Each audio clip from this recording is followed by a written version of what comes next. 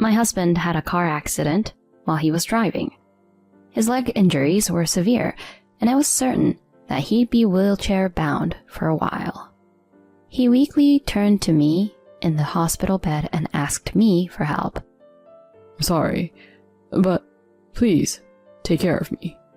Even when I saw him like that, I didn't feel any sympathy. I've been getting a cold shoulder from him for a long time. No way. Not gonna happen, I said with a laugh, and he was left speechless. I casually checked the next bed and was devastated when I saw the person laying there. So, it was true after all. I vowed to myself that I would never help him. I'm Valerie, 33 years old. I work hard as a nurse at the hospital. I have a close friend named Julia, whom I've known since high school. She's quite different from me and has a glamorous and beautiful appearance. Her figure is outstanding, so people often mistake her for a model or actress. She caught the eye of the CEO's son during her corporate days and got married. She's now a homemaker with one son. Despite the significant difference in our circumstances, she's always been a good friend to me. Since she has more experience with guys, I confide in her about my love life. Being a nurse is a demanding job. There are often night shifts, and being called in on days off for emergencies is not uncommon. Because of this, I haven't had much luck in the romance department. When I complained to Julia, she introduced me to Walter, who would later become my husband. He's kind, good-looking, and just an amazing guy. If I were single, I would have pursued him myself. He's such a catch, who's also got a successful career. And so, the blind date was arranged. In a way, Julia could be considered the Cupid who brought us together. As she said, he's a caring and gentlemanly, handsome guy. He excels at his job, and since we're both working, he shares household responsibilities with me. When he popped the question, I was overjoyed, but I also had doubts about whether I was good enough for him. He sweetly said, You're perfect for me. I'm drawn to your modesty.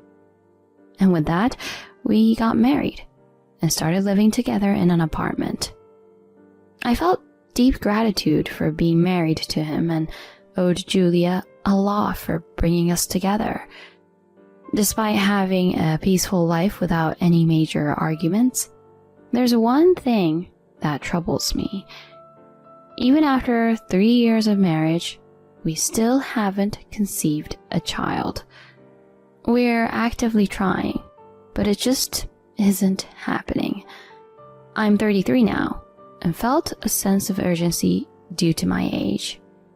Nowadays, with the advancements in medical technology, it's not uncommon for people to give birth in their late 30s to their 40s.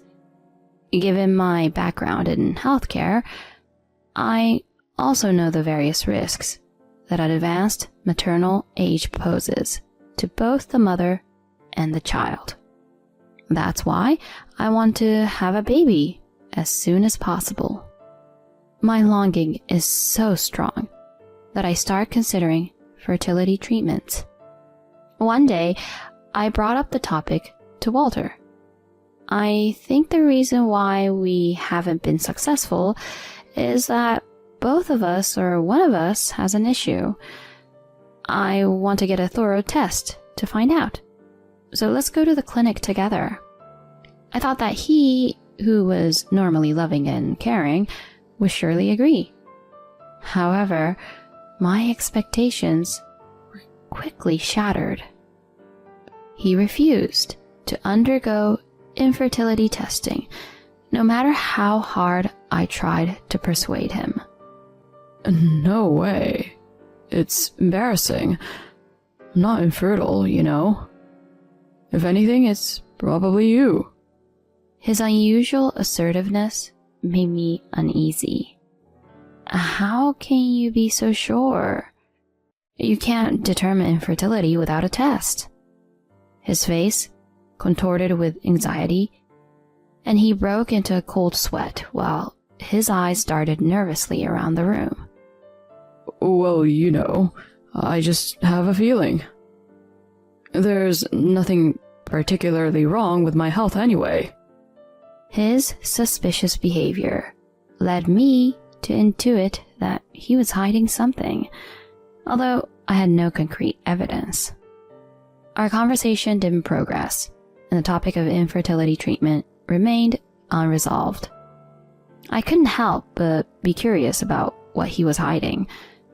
Once you start suspecting someone, you begin to notice things you hadn't before. For instance, he frequently has to work late, despite the number of days on his pay stub not aligning with that. There was even a time when he came home late and had the scent of sweet woman's perfume on him. He brushed it off, saying he had been out for a work event, but it seemed fishy. Furthermore, I often find strands of long hair in his car. We both have short hair, so it makes no sense. He claims that it fell when he had a female colleague in the car, but it just doesn't sit right with me. I doubt that there are any male colleagues with such long hair, and it's hard to believe he regularly gives female colleagues rides. My suspicions about him deepens. So, I decided to confide in Julia about him. She arrived at a cafe, looking all put together in designer clothes, with glossy hair and immaculate makeup. Still as beautiful as ever. Sorry for keeping you waiting. So, what's going on? You said something related to Walter? I explained to her all the suspicious behavior and how his attitude toward infertility treatment was strange. I expected her to offer some advice on how to deal with the suspicion of infidelity. To my surprise, she said it was all my fault. I can't imagine a serious guy like him would cheat. You're just overthinking it. I understand being anxious about not getting pregnant, but that doesn't mean you should take out on him. But there are so many shady things. When I confronted him, he acted strangely. Anyone would freak out if their spouse suddenly accused them of cheating. As for the infertility treatment, if there's nothing wrong with his health, it's natural for him to deny it. Hey, you're not thinking about a divorce over such a minor thing as this, right? It's a shame to part with someone as wonderful as him. She tried to persuade me, which left me feeling incredibly uneasy inside. I thought she'd at least listen to me whine and offer some comfort, even if she didn't give advice. In reality, she defended Walter, who had a suspicion of infidelity, and pointed out that it was my fault. Maybe she felt she had to defend him since she introduced us. Nonetheless, it bothered me that she adamantly took his side. I couldn't help but wonder why. Afterward, I tried to bring up the topic of infertility testing with Walter whenever I could, but he would quickly dodge the subject, citing work commitments. Days passed, but the suspicion of his infidelity didn't clear up, and I couldn't take it anymore. Finally, I decided to dig deeper and question him. Honey, are you hiding something from me? Like something related to other women? He cried out. Huh? And flinched. He tried to argue back, but his voice quivered. Why would you suddenly say something like that? I would never hide anything from you. I want to trust you too. But lately, you've been acting strangely. You're not straightforward about the hair in the car or the perfume. And you've been avoiding the topic of infertility treatment. Is there something you're keeping from me? I asked, looking him in the eyes, and he averted his gaze. After a silence that lasted for about half a minute, he suddenly yelled at me. Shut up. Who do you think you are to accuse me like this? And nobody like you got to marry someone like me. You're so out of line. Just listen to me and stay quiet. His outburst was so intense that it shocked me. He had never yelled at me since we got together. All this trouble with having a child is all your fault. There's nothing wrong with me. Marrying a woman like you is like drawing the short straw, he declared, and then stormed off to the bedroom. I was left stunned by the whole ordeal. To think he could hurl such insults at me just because I asked a few questions. At the same time, I became even more distrustful of him. If he had nothing to hide, why didn't he calmly deny the accusations? His anger seemed unusual. I was sure there was something going on. The next day, he left for work without having breakfast. When he came back home, he threw a petition for divorce at me. I'll let yesterday's incident slide, because I'm a forgiving person. But next time you complain about me, it's a divorce. He threatened arrogantly. He seemed to think that I would stay silent and endure it. Honestly, I had plenty of things to say to him. It was clear to me that he was the one acting fishy, so I didn't understand why I should be the one to back down. Unfortunately, the fact remained that there was no concrete evidence of his affair. I humbly apologized for accusing him and kept the form on hand for the time being. He looked satisfied as he listened to my apology, but in my mind, I was preoccupied with how to uncover his secret. Although a private investigator was expensive, I was considering hiring one, but things took an unexpected turn. I received a call from someone who revealed his affair and even told me the identity of his mistress. The story was so shocking that it made my head spin. While I had expected his infidelity, the identity of his mistress was a surprise. The person who provided the information had no reason to lie to me, and later he showed me evidence that backed up what he said. I was devastated and ended up in tears. Once I composed myself, I was filled with anger toward both Walter and his mistress. I vowed not to let them get away and swore to bring them down. One day I came home to find Walter packing his suitcase. He seemed to be in a good mood, even humming a tune. Oh, you're home. Good timing. I'm sorry for the suddenness, but I'm heading out on a business trip now. I'll be away for about a week, so please, take care of the house, he nonchalantly announced.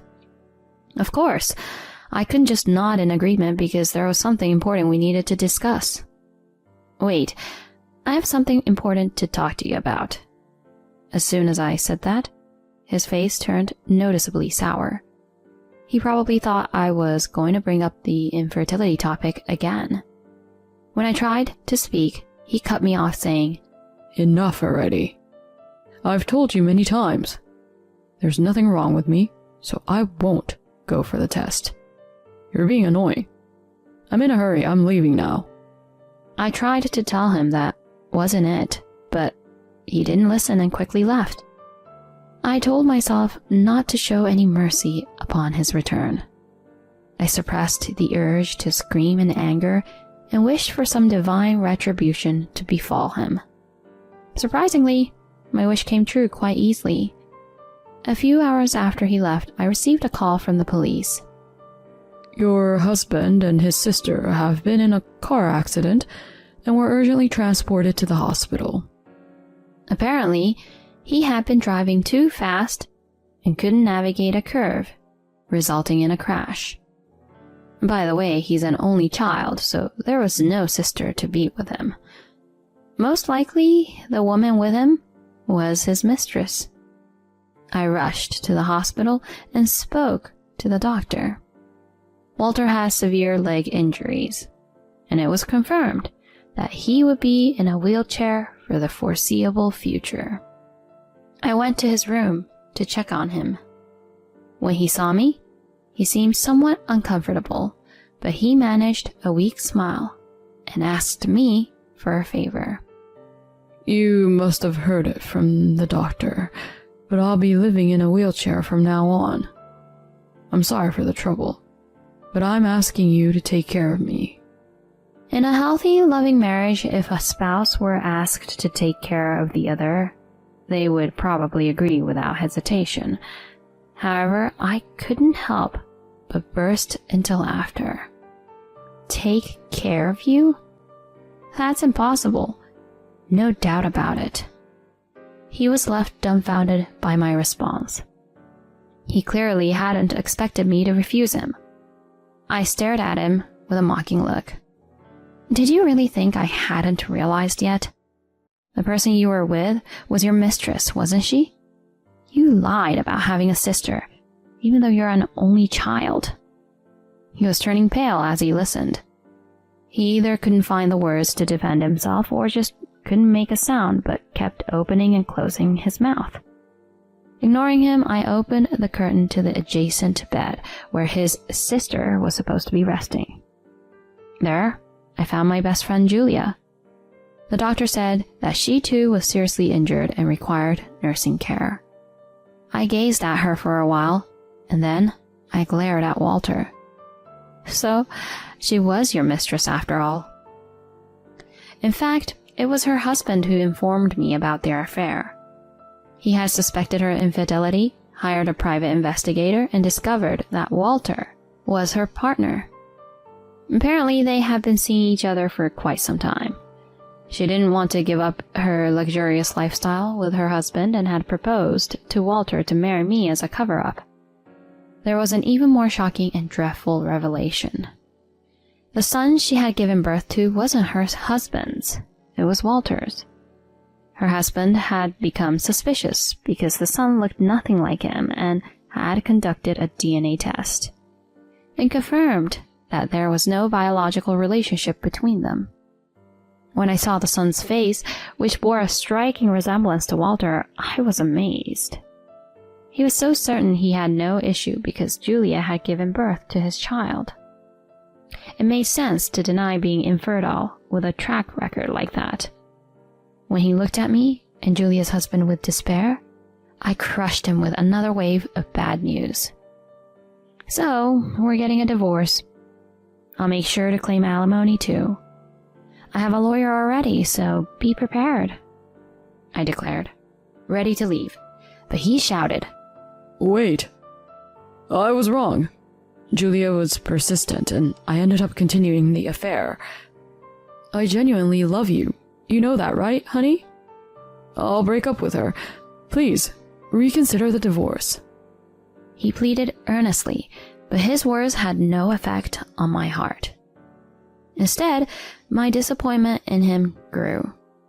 He was just trying to secure me as a caregiver and, as a bonus, avoid the alimony claim. His selfishness infuriated me. It was the perfect time to confront him head on. I took a deep breath and gave him a piece of my mind. So, this is your true nature, huh? How pathetic, trying to put the blame on her and sell her out to save yourself. I have to say, I feel sorry for her now. No chance I'll ever get back together with a despicable man like you. Please, don't say that. You're the only one for me. Ugh, you're making me sick. After cheating and even having an illegitimate child? Such rubbish talk won't work for me. Besides, I've already submitted the form you gave me, so I have no obligation to help you anymore. Don't ever come near me again. I retorted, and this time, I walked out of the room for real. I could hear his anguished voice from behind, but I didn't look back. Several months later, Walter, Julia, her husband, and I were all divorced. Julia's husband and I each claimed alimony from our ex-spouses, but neither of them had enough money. They ended up borrowing from loan sharks to pay us. 6 months after we divorced, they got married, but they seemed to be struggling. Walter couldn't handle the judgmental eyes of colleagues who had found out about how the accident led to his divorce, so he left his job. His relatives and friends severed ties with him, and despite needing caregiving for his wheelchair-bound condition, no one would lend a hand. They're leading a miserable life, juggling multiple part-time jobs and day labor just to make ends meet and raise their child. Meanwhile, I'm savoring my carefree single life. I chose to see this as a reward granted by fate. That's what I tell myself now.